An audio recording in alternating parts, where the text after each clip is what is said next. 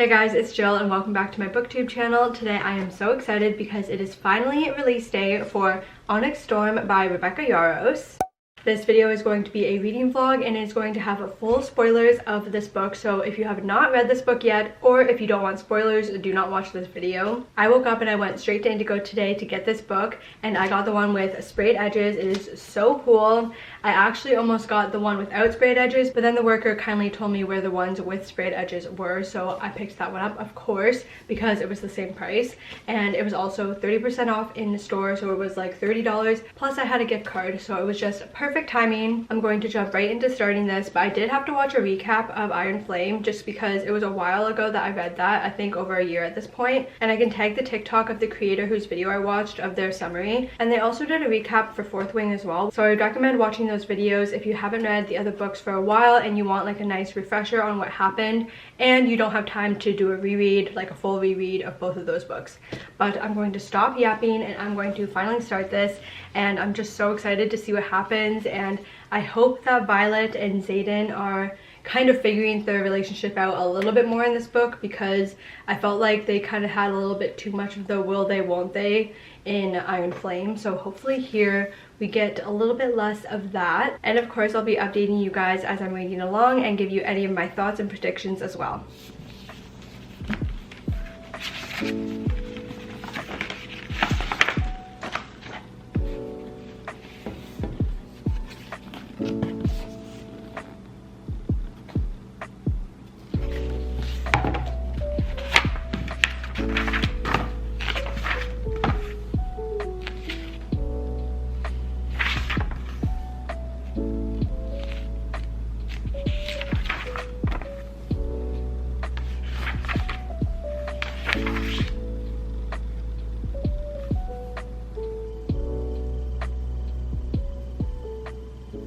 It's later in the day now and I'm on page 99, chapter 12, and what's been happening so far is that we find out at the end of Iron Flame, I believe it was, that there is a 7th type of dragon, and that is the type that Andarna actually is, which apparently this special species of dragons will be helpful in a war and would help to destroy the Venin. So because of that, they want to go out and leave and search for more of these dragons to help them in the war. And as we know, at the end of Iron Flame, Xaden actually also turns into Venin because he kind of channeled these really strong powers from the earth, which as a consequence, I guess, he got turned into Venin for doing that. So Violet's freaking out, but he's kind of okay so far. He hasn't turned into like fully evil yet. But of course, Violet wants to help Xaden and find a cure to help stop him from becoming fully Venin. I guess Violet also made some deal with Takaris, who is the heir of Poramiel. Poramiel, yeah, I think that's how you say it. There's also some tension between Poramiel and Navarre, and honestly I'm a little bit confused on what's fully going on even. They're trying to get some type of alliance in order, but it's not really working and they haven't been able to come to an agreement together. At the same time, there's some divide between the students at Basgiath, which I guess there kind of always was with the Orisha people and then the non-Orisha people. But the first wing, for example, is upset with the fourth wing because they feel like they're all traitors because of what happened in Iron Flame. Honestly, so far with this, I feel like there's a lot of jumping from different topic to topic. For example, there was an issue with one of these professors, Grady. He was apparently going to be leading this group to find more dragons like Andarna, which Andarna and Violet and pretty much everyone was kind of annoyed with because Violet figured that she would be part of this group going to find these dragons. But then this Grady guy says, no, I'm going to be choosing who comes with me, which was obviously an issue for Violet because she kind of wants to be more in control. And then also Andarna at the same time wants to be in control of this whole ordeal as well. And then we find out randomly that Xaden is the Duke of Tyrandor, which is one of the provinces in this continent, and if I'm remembering correctly, Xaden's parents were from one of the cities in Tyrandor, and the city was Orisha, which we know we have Orisha students in Basgiath. Then one day Violet and her friends go and mess with this word stone, which is kind of not really understood fully by even the top people at the school, but she goes and messes with it. So then I guess they do something which allows the flyers to be able to wield the stone, which I don't even really know fully what that exactly means. But this also apparently is good for this alliance with Poramiel. So this was actually an act of treason, and after that happened, Dane's dad kind of takes Violet and is like, you committed treason. I'm going to be bringing you to this council of people so that they can determine your punishment. But then when she goes to the council of people, for whatever reason, and it wasn't really explained well unless I just didn't catch it, but they pardoned her for all that happened with this ward stone. And then actually the leader of Port Miel allows her to use their library, which I guess is the best in the continent, so that she can find out more information about the Venin and how to destroy them, as well as heal them for Xaden's sake. Dane's dad is now the commanding general at Basgiath, and he was pretty pissed off when it was discovered that Violet and her crew didn't get in trouble for messing with the stone. So then he decides that they are going to be going out to this outpost, which is really dangerous because it's outside of the school and there's threat of Venin and the wyverns as well. And while she's there, she meets someone named Theophany, who is Venin, and she has kind of an ominous message for Violet, saying that Xaden will come and help the Venin. And then where I just left off, Violet went back to Basgiath, and she's actually injured because her and her dragon got caught up in a tornado, and I'm pretty sure Taryn is fine, but she really hurt her leg and her knee specifically, so she had to go and get some healing. So yeah, that is the update for now. Again, I feel like things are a little all over the place within this first 100 pages at least, and I'm hoping that the plot will start to flow a little better from here on out. In terms of the relationship between Xaden and Violet, they're pretty much together and they always say I love you and stuff like that, so I guess all the issues that they had in Iron Flame are kind of just done for now at least. But other than that, I am happy to be back into this world. And one other thing before I go is that I guess Xaden, since he's in charge of this new province, he is going to be like bringing other people to live in that province who are deemed as like traitors, I guess, to Navarre. That's all I have to say for now, and I'm going to do some more reading tonight, and then I'll update you guys tomorrow, probably in the morning, and hopefully I feel like I could get halfway through this by then. I'm now on page 205, chapter 24. So Violet kind of found out that the Venin can actually have signets as well, and this is a little bit concerning because when she was fighting with Theophany, she discovered that she was wielding lightning, which of course is Violet's signet and her power. So I have a feeling that the Venin can actually kind of mimic other people's powers, I guess is how you would describe that. Xaden is now a professor at Basgiath, so now his and Violet's relationship is technically against the rules, but they've both agreed that they're just going to hide their relationship, even though pretty much everyone knows that they're together anyways. I guess they'll kind of just continue with sneaking around though. It is also discovered that Violet's dad left this book that apparently may have information on where to find Andarna's kind, but they aren't able to open this book. So they're trying to figure that out. There's also this amulet, or this citrine is what they call it, that one of the leaders, his name is Halden, he wants Violet to get, and in exchange he would tell Grady to change courses, which that whole conversation with him and Violet was pretty confusing to me because I wasn't even sure exactly what he was referring to in terms of Grady's course. So Grady actually ended up dying though, so I guess we don't have to deal with him. Violet finds a note from her dad telling her to go to this place called Deverelli, so they are going to go there first. However, they also want to go to this place called the Isles to see if Andarna's kind and dragon family is there also. I was a little bit annoyed when Violet was saying the only people that she can trust is Mira and Xaden, because I thought that her friends were stronger relationships than I guess she's thinking at this moment at least. And yeah, it was kind of just surprising to hear her think that, because what happened to the found family that we have been developing for the past 2 books? And how could she even trust Xaden of all people? Because in the last book, he hid so much from her and had so many secrets that she had no clue about. But it turns out that she was able to convince the people in charge, and they complied with most of Andarna's wishes with this mission. So her and this crew, which includes Mira, Xaden, herself of course, Dane, and then some other random people, they're currently in Deverelli to search for this merchant to get these books that were left by Violet's dad. I'm finding it a little bit frustrating to read these conversations between 2 characters and literally have no idea what the context is, but there have been a few times where I do feel a little bit too left in the dark and I just don't know exactly what's going on. And so far in terms of the romance, I feel like there's not that same tension that was in the first 2 books, because now they're like a pretty established couple. And if I'm remembering correctly, this is going to be a 5-book series, and I'm not saying I don't like the 2 of them together, but I feel like we need something to cause some sort of rift so that for the rest of the series they're not just completely obsessed with each other. And I know people have also said that you can't trust when the FMC has a relationship with the first guy that they meet. So I also feel like the next books may even have a new love interest maybe, which might cause a little rift with the fans though, because I know so many people love Xaden, and honestly I do really like Xaden too. I'm just a little bit bored with their relationship at the moment. That's all I have to say for now though, and I completely was not able to get halfway through last night. I didn't end up reading more last night actually, and then today I only read about 100 pages. So this will take me a few more days to complete. I wanted to finish it sooner than later so I could upload this video for you guys, but I feel like it'll be okay if I just upload it on the weekend because I think I need at least 2 or 3 more days to finish this. But yeah, I will see you guys tomorrow.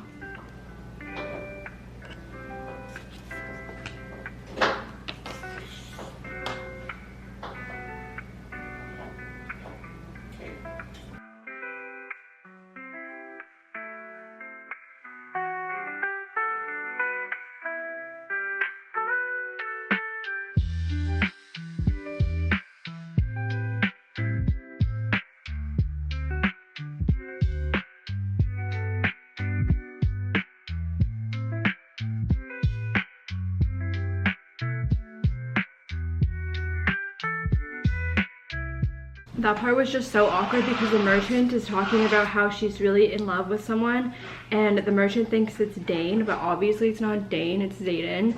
And then Xaden's kind of just standing there like, and Violet's like, OMG, so awkward. So they ended up getting the books. Of course they're locked. I'm now on chapter 36, page 307. They were trying to make an alliance with Davarelli, which was not going over well until Andarna came and saved the day. Then they go to this other aisle, which is a little suspicious because it turns out that there's a bunch of people there that have silver hair exactly like Violet's. And I have a feeling that Violet may be like connected to them in some way. Maybe her dad had like an affair with someone from that island and that's why she has silver hair. I'm not sure exactly, but there was something that was a little fishy with that. But while they were there, Violet, Xaden, and Dane all had to fight to even have a chance to discuss an alliance with the leaders, which they won the battles, but then they got turned down in terms of an alliance because the leaders here didn't really feel like it was pressing for them to form this alliance with them. So there they strike out, but then they go to this other aisle, and this one is surprising because this is where Xaden's mom actually lives. And Xaden's mom is trying to be nice to him, but he's quite distant with her and is pretty upset with her for a good reason because she left him when he was only like 7 years old and left him in the care with his dad, and then also went to go and form another family of her own. She has 2 more boys, I believe. So that was pretty jarring for him to see that and extremely upsetting. I felt really bad for him reading that part and him just feeling so betrayed by his own mother. I don't think the whole crew knew that Xaden's mom was going to be on this particular island, but for some reason the leaders of this place, they actually knew that Xaden, Violet, and all of the people were going to be arriving. And the chapter that I just finished ended with Garrick, who is Xaden's best friend and also part of this whole mission as well, with the whole crew. He gets poisoned, which Violet actually had the sense that there was poison in this cake that was presented, but she wasn't able to tell everyone quick enough before Garrick ate a bunch of it. It doesn't really feel like they're making much progress in terms of finding allies, and secondly, they're also not really making much progress in terms of figuring out my light just died. But they also really haven't made much progress in terms of figuring out how to cure Xaden and becoming full Venin. And I also feel like this whole issue with him being Venin, it hasn't really been much of an issue, honestly. I feel like he's acting pretty much the same as he always had. And I know it's a slow progress for him to become fully Venin, I guess. But I feel like maybe if he was showing signs of him being bad or like getting worse, it might make it a little bit more urgent for Violet to figure out how to help him. I still have a lot of time tonight to read, so I feel like I could get close to finishing this, and then hopefully tomorrow I can complete this book. So far I feel like the pacing of this is pretty good. It is quite politics heavy though, which I feel like once you get into the middle of a fantasy series, that's normally what happens, and I'm not opposed to that at all. I'm enjoying this so far. There's just a few things that I've noticed so far that hasn't made it the perfect book for me yet, but we'll see how this last 250-ish pages go, and I will talk to you guys really soon. I'm on chapter 52, page 432. It turned out that Xaden's mom was actually unaware about the poisoning scheme the one guy had planned, but it was a good thing that Violet, she's such a badass, and she actually poisoned them earlier, and she also had Andarna, her dragon, be watching over the leader's sons to attack them in case anything went south. So because of that, she was able to reluctantly secure that alliance. And then we were on to the next aisle, and I had a feeling that these welcoming gifts that they started with were not actually going to be very welcoming at all Turned out one of their guards got killed, but it was a side character, so when it happened I didn't really care that much. It was sad of course, but it's not like it was one of the main characters. And then also on this isle they accidentally found Andarna's kind, and funny enough it was actually the dragons that found them and not the other way around like it was supposed to be. But they are not happy at all, and they kind of reject Andarna, which Andarna is really upset about. They blame Violet for kind of turning Andarna into this weapon because apparently this kind of dragon is not supposed to be violent, but they are a peaceful species of dragon, so they are against any war. They will not help them in the war, or so they say. They also tell them that there's no cure for Xaden. However, I have a feeling that one day they will eventually swoop in and save the day, but I'm thinking in one of the following books that's more likely to happen. I feel like at this point Violet's pretty much in denial about what's happening to Xaden and the kind of progression that is inevitable with Xaden's condition and being Venin. And even though her conversation with Rydok was quite frank and he pretty much just laid on the table like, look, this is what's going to happen, I feel like that was best for the safety of everyone on the mission. Violet and Xaden figure out that Violet is actually a dream walker, so she can go into other people's dreams and just kind of watch them, which apparently is very dangerous, and if any of the higher ups found this out, she is very likely to be killed. And then where I left off is that they're under attack by a bunch of Venin, and I feel like this is going to be the final battle of this book, and I'm going to finish it off and then I'll come back with my final thoughts really soon. I think I'll be able to finish it in like the next hour or so I'll talk to you guys then. But I've definitely been enjoying the last 150 pages a lot better than like the first 200 some pages. There's been so much going on lately and it's just really fast paced and exciting to read about. Last night when I put the book down I was like, I just want to read and like finish it, but I wasn't able to do that. So now this morning I will finally be able to.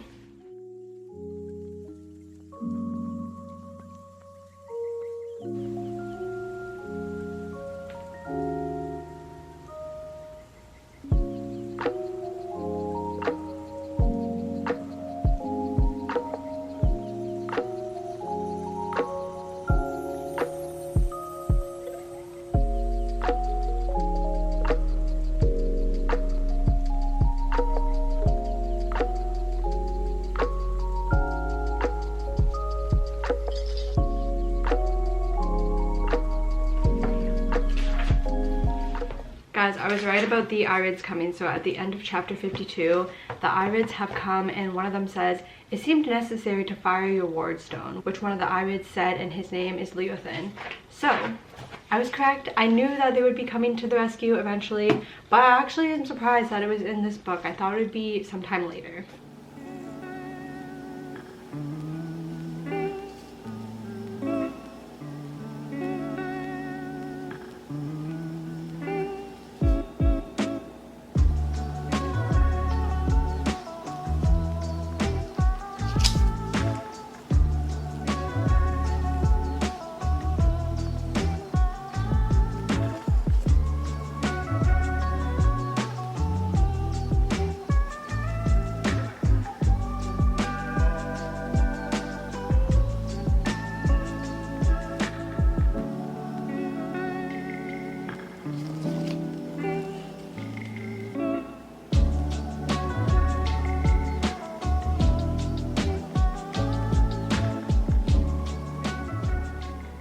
Just finished the book and I feel like I have a million questions and like zero answers to anything that happened at the end.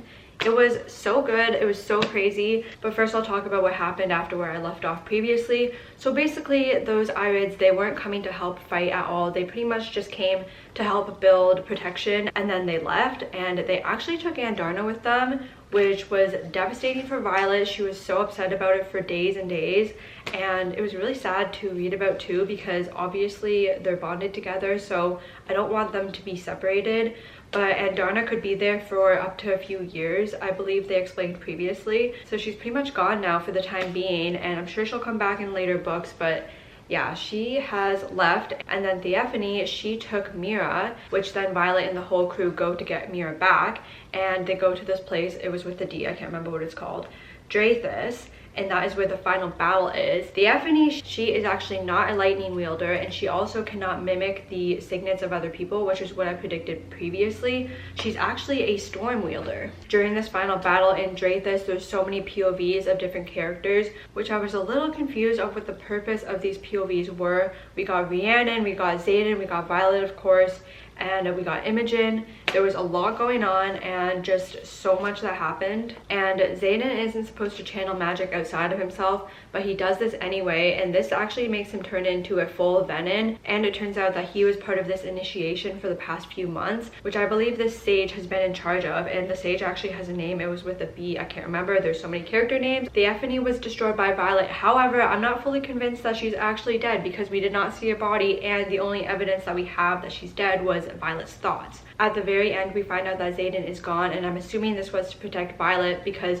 now he's full Venin and he is very dangerous at this point. So I don't know if he's just going to accept his fate as being full Venin or what. However, it is discovered that he also has someone else that has turned Venin, but it didn't say who it was. From his POV, it just says that he was surprised that this person turned Venin. So who is it going to be? Is it going to be Rydog? Bodhi? Like, I have no idea. So after Violet killed the Effany, she wakes up and she realizes she doesn't remember anything that happened in the past 12 hours. And Imogen is the one that wiped her memory, but then she looks at her hand and she's like, oh my gosh, I have a ring on my finger. So her and Xaden apparently got married, and then she is technically the heir of Tyrandor if Xaden ends up getting killed or becoming fully Venin. Well, he is fully Venin, but becoming bad, I guess, and then maybe dying potentially, I don't know. I did take a peek at Reddit and someone suggested that Violet's memory was wiped because it is likely she'll probably get interrogated at some point, so it's best for her to not know information about the whole plan. I personally didn't really think Quinn was a major character. However, when she died, the flashback of her and Imogen when they first met on the parapet,